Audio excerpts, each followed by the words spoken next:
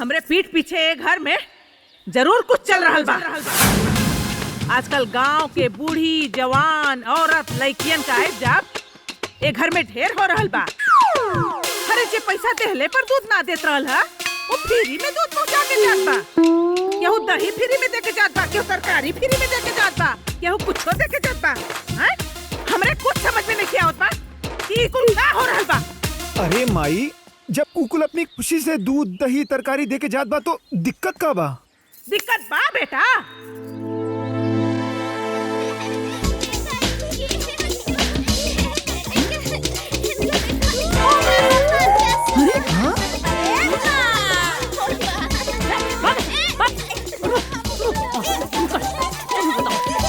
अरे नाती नहीं बेरी छितराइए जब अरे का छिड़ा है।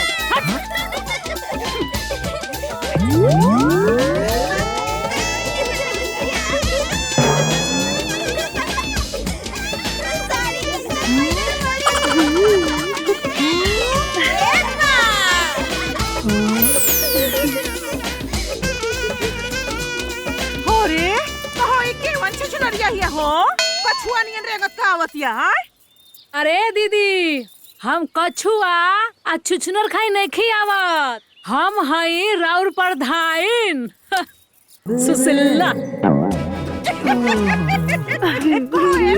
तू बारू हो? अरे का तू बांदर नियर सकल बडोले बारू हो? अका नाके नियर लहरिया काउस बारू तू? दीदी रउआ हो गई बनी ओल्ड, हम हई old is gold. New generation के बारे में, फैशन और मेकअप के बारे में रउआ कुछ नहीं की जानत। अच्छा, अरे जा बड़ी आइलू न्यू जनरेशन। हाय तोहर फैशन और मेकअप उतार के ना चुलिया में झोंका दे चलो। आइलू बड़ा चुलिया में झोंकार दे। अरे बंदर का जाने अदरक के स्वाद। बहू बाय। ए तू कहां चल बड़ा हो? तेरा पीछे ए जाना था। हाय जो टॉप पर के फेंक दे तो के चल लो। बड़ी आइलू है जा। बड़ी आइली। अरे पढ़ाई सुना संभाल के जाई है ना तक कुल पूरा ना ललकार ली है, नोच ली है। जल्लू संभार के जाइए, कुकरा भूखे लगी हैं।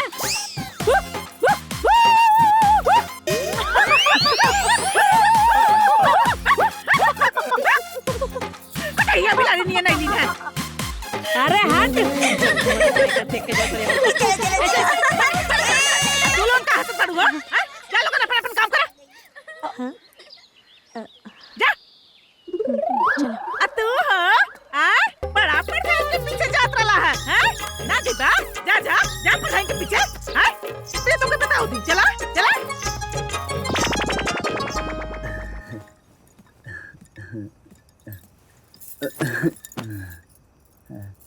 अरे दादा, आज तू सच में बहुत खूबसूरत लगा तारू।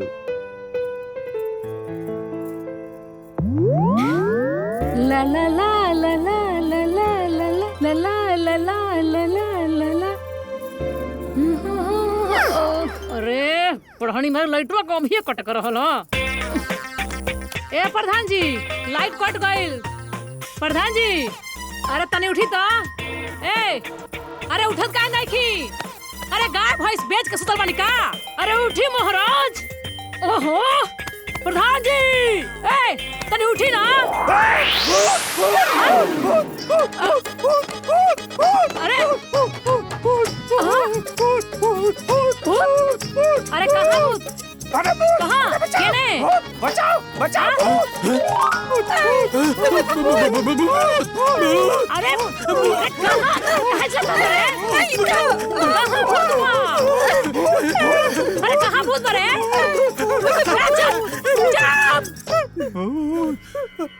अरे हम हाय हम अम्मा जी रावा।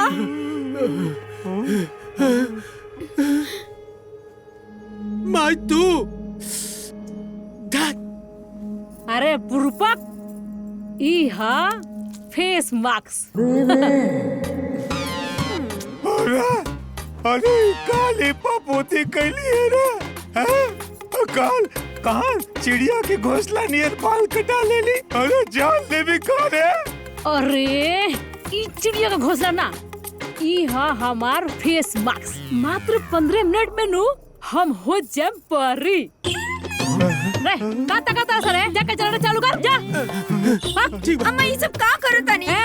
ढेर ज्ञान देबू चल भाग। अरे जागे पंखा चलाओ, पंखा चलाओ। अरे ये कौन पागलपन चढ़ गइल बारे तोरा के? अरे कोनो दिन हमरा के तो मुआ देबी। अरे प्रधान जी प्राण ना निकली। काल सवेरे देखम हमरा के एकदम हीरोइन लागम हीरोइन। ला ला ला ला ला ला ला। ए भौजी, हाँ भौजी, ओए नुक्सा वाली भौजी, भौजी ओ।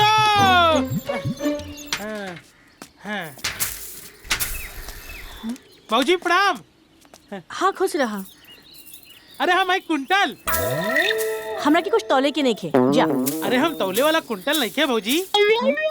अरे हमार नामे कुंटल है। अरे तो हम का करी? हमार बियाह करा दा ना भौजी। तो हमरा से काहे बोलत बड़ा? जाके अपन माई बाबूजी से बोला, वो तो हर बियाह करा दी है। अरे अगर माई बाबू से बोले लायक रहत तब नुक्सा वाली भौजी के का करे होती? रउआ के नुक्सा थे तो कितना लोग के बियाह हो गई। भौजी हमारो बियाह करा दी ना। जाना तानी जबले पतरी ना हुई कमरिया तो कैसे मिली हमकी मेहरिया? अरे सुनात नहीं खे रे? हाँ माँ जी आवतानी। सुना अभी जा, फिर कब बता दे। जा जा जा। ना ना हम ना जाए भौजी। हमारा के नुक्सा बता दी। हम बहुत परेशान मानी भौजी। हाँ माँ जी बस 2 मिनट झाड़ू लगावतानी हम। हाँ अरे कहाँ चल गई? अरे हम गई लाइक के हम एने बानी। हाँ अरे जबले नुक्सा ना बताबू तबले ना जाई बा। उठा बताओ तानी उठा।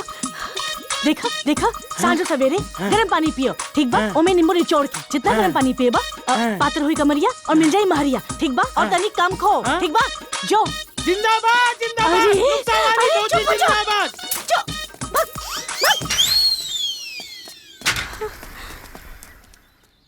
और प्रिया भाभी ना घर के काम के साथ साथ मेकअप करके खूब पैसा कमाता रही। तो हमू सोचा तानी कि सिलाई कढ़ाई के कोर्स करके हम अपने ससुराल में सिलाई कढ़ाई के काम करब। ठीक बा, तोहरा के हमहू सिलाई कढ़ाई का कोर्स करा दे। खुश? ठीक बा माई।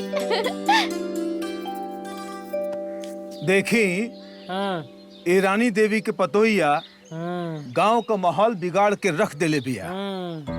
हमनी के घर के बहू बेटी घर से बाहर जाके काम करे के बात करत बानी।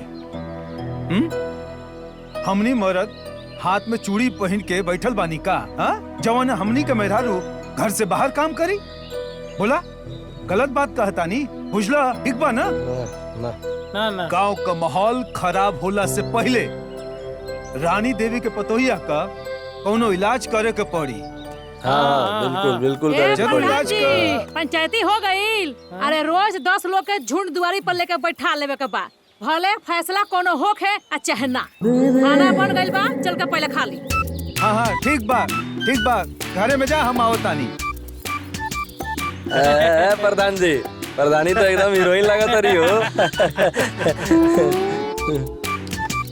प्रधान जी अगर इलाज करे के बा तो अपना प्रधान के करी। सुननी पट्टा कटिंग के बार कटवा के हम मेकअप करा के जवन पूरे गांव में घूमत बाड़ी ना, ओकरा बाद जाके रानी देवी के पतो के इलाज करब। समझ में आइल?